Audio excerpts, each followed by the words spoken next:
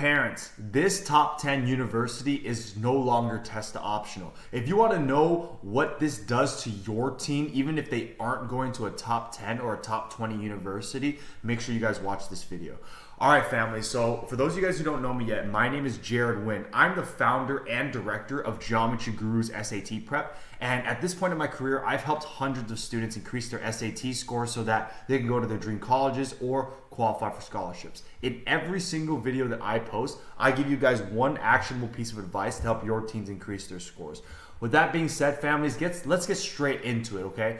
If you guys don't know this yet, the University of Pennsylvania, also known as UPenn, starting next academic school year, 2025 to 2026, they are no longer going to be test optional, which means that you must send in an ACT or SAT score in order to be considered for admissions, all right? So for those of you guys who don't know yet, UPenn is an Ivy League school, which means they are regarded as one of the best universities in the country.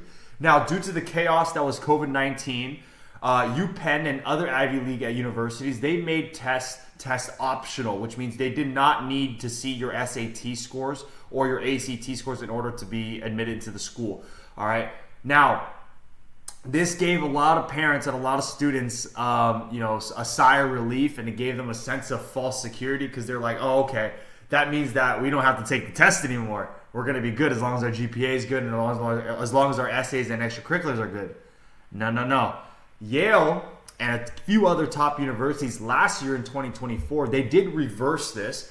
However, they were thinking, a lot of parents were thinking that this was like an exception. They felt that, just because Yale's doing it doesn't mean all of these other universities are going to be doing it. So, for the most part, we're still going to be okay. But now that UPenn has reversed it to test mandatory, just like how Yale and those other universities did, all of a sudden, the panic is starting to set in because parents are starting to realize that the SAT and ACT, you can't go around it anymore, okay? Now, UPenn coming back to mandatory standardized testing, it does a couple things to your team. Regardless if you're going to be going to a top 25, top 50 university or a top 100 university, it does not matter. UPenn changing to test mandatory is going to be changing a lot of things. And I have two on the top of my mind and I want to talk about in this video, all right? Now, with UPenn now being test mandatory, many top universities will be doing the same. The Ivy Leagues are a trend-setting university. That's why you saw that, especially the University of California system schools, right? You saw that once the Ivy Leagues became test optional or test blind, the UCs became test blind, right? And a lot of colleges do the same thing. They see the Ivy Leagues do something and they just copy that. Now, this means that if UPenn is doing it, that means all these other schools will be doing it very, very soon. This means that your family, if your family wasn't planning on taking the SAT because the school that you wanted to go to is optional or test blind, you need to start preparing now, just in case they want to switch, just like UPenn. Because guys, for this stuff, it's better to be safe than sorry.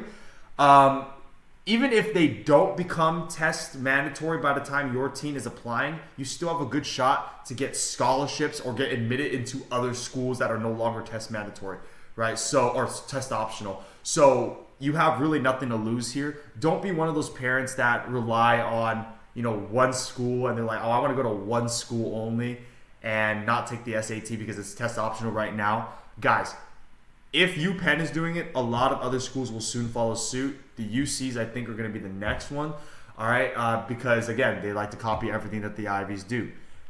The second thing this is going to affect your team is that you're going to need a new way to balance school, life, and test prep with all their extracurriculars. And this one's pretty self-explanatory, guys. The SAT is not like a school test, so they need to prep for it much differently than they were for their AP Calc exams, AP, whatever type of exam that they're used to taking in school, okay? If your team does not have a streamlined study plan that easily integrates SAT prep into their everyday extracurriculars or their everyday school life, they're going to be spending a whole lot of time just super frustrated and inefficiently studying because, again, the SAT is something that you need to set aside extra time for because the strategies and the shortcuts and the techniques are much different than the test that you're used to taking, okay?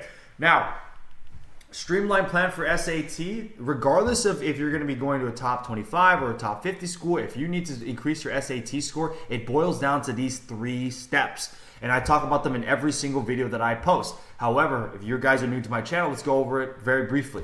Now, step number 1, you need to diagnose and enhance. In order for your team to get those 1450, 1500 so that they can go to whatever school they want, they need to understand where are their biggest SAT weaknesses. They need to see which of the 64 concepts are they spending too much time on and which of them are they getting wrong consistently. With this information, you can create a streamlined study plan to target those weakest areas, and you prevent yourself from wasting too much time on things that you already know how to do. Okay? We only want to really focus on your weaknesses for standardized testing. Now, the way you do this, you want to do a complete SAT diagnostic so that your team knows exactly what they need to do. They need to do a complete diagnostic to get that data. If you guys need one, I have those for free. Let me know if you need that, but that's step number 1. You got to make sure you diagnose and enhance. Step number 2, we need to apply and practice. Remember how I said that the SAT is not the same type of test as the regular school test that your teams are used to taking right now. Once you understand your weaknesses from step 1, we want to use laser targeted practice and feedback using real SAT problems so that they can slowly fill in the gaps of their knowledge that they just exposed in step number 1. All right. You got to use real SAT problems for previous SATs or problems from a third-party service that highly resembles the same difficulty.